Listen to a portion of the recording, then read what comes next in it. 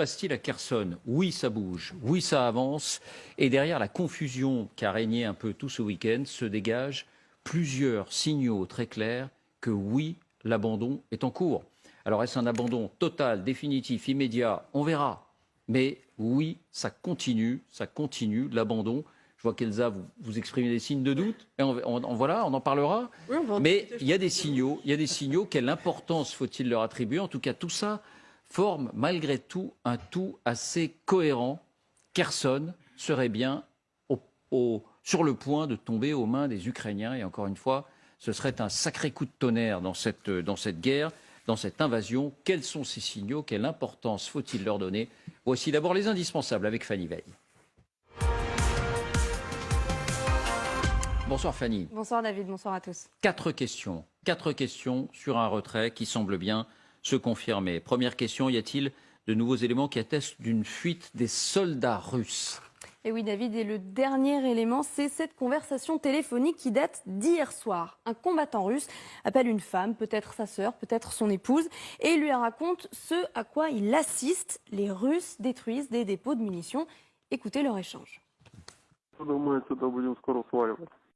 Ну, похоже, россияне будут все сдавать это дело. Да ты что? Угу. Они ж вас не забудут хоть? Ну, вот это хрен его знает. Потому что сегодня БК полили, все сгорело БК. Стреляло, сверкало так, что это обязательно. Сейчас там БК взрывают они, палят тоже. Короче, уничтожают боеприпасы. Alors que faut-il comprendre? Eh bien que les Russes veulent éviter de laisser des armes et des munitions aux mains des Ukrainiens, ce qu'ils n'avaient pas fait, souvenez-vous, sur le front nord-est. Deuxième élément, souvenez-vous aussi, la semaine dernière, nous vous montrions ce bâtiment, le bâtiment de l'administration de la région de Kherson. Au-dessus, le drapeau russe, vous le voyez, avait été décroché. Eh bien, les dernières images qui nous arrivent confirment que le bâtiment a bien été abandonné. Les voici, ces images. Des civils ukrainiens sont entrés dans les locaux.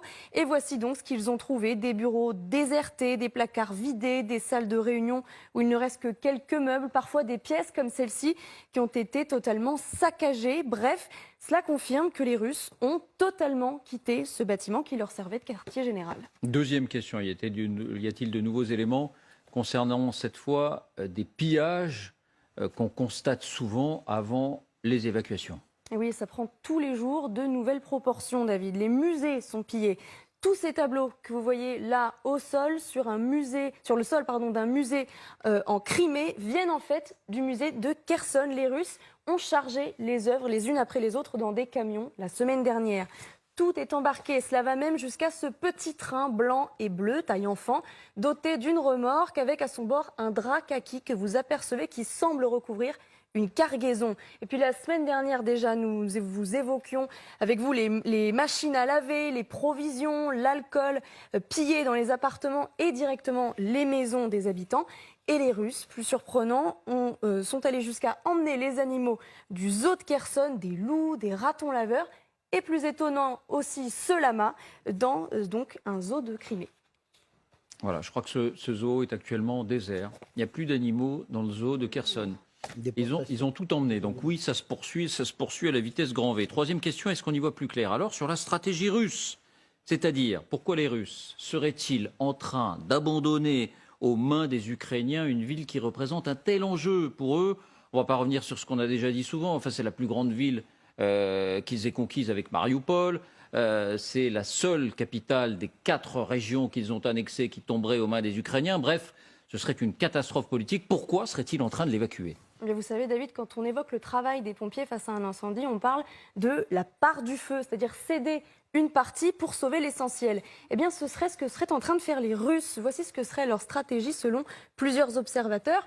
Sacrifier donc cette ville de Kherson parce qu'ils ne peuvent plus la défendre pour tenter en revanche de sauver le reste de la région. C'est ce que nous apprennent ces nouvelles images satellites. Comme dans l'Est, les Russes constituent une ligne de défense sur 5 km de large à l'est du fleuve.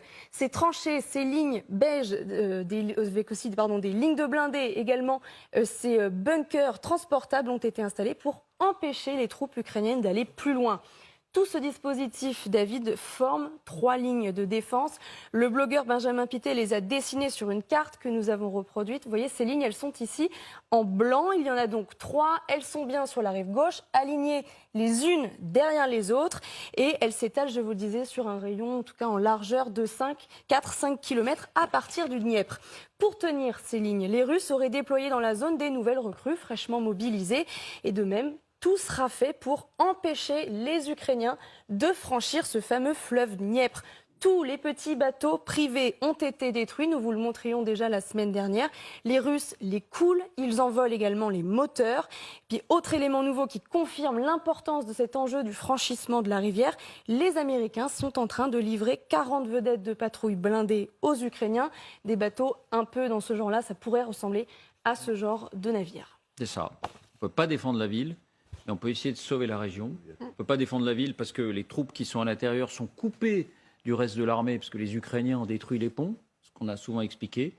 Donc on préfère se couper un bras pour se sauver soi-même, plutôt que de risquer de tout perdre. Alors, quatrième et dernière question, Fanny, que se passe-t-il autour du fameux barrage de Kakhovka ? Mais d'abord, David, pour vous situer, le barrage de Kakhovka est ici. Il est à une 60aine de kilomètres au nord de Kherson. Autrement dit, une destruction de ce barrage, vous le voyez noirer la région tout entière. Hier, donc, 2 frappes l'ont touché sans faire de dégâts trop importants. Moscou et Kiev s'accusent mutuellement de cette frappe. Visiblement, les Russes avaient réuni des troupes à proximité, comme ils l'avaient fait près de la centrale de Zaporijjia. Les Ukrainiens les ont donc visés et un missile s'est sans doute logé dans le barrage. Mais pas de panique. Aucun des deux camps n'a intérêt à le détruire. D'abord parce que les Ukrainiens en ont besoin, ne serait-ce que pour refroidir les réacteurs de la centrale de Zaporijjia qui est juste à côté.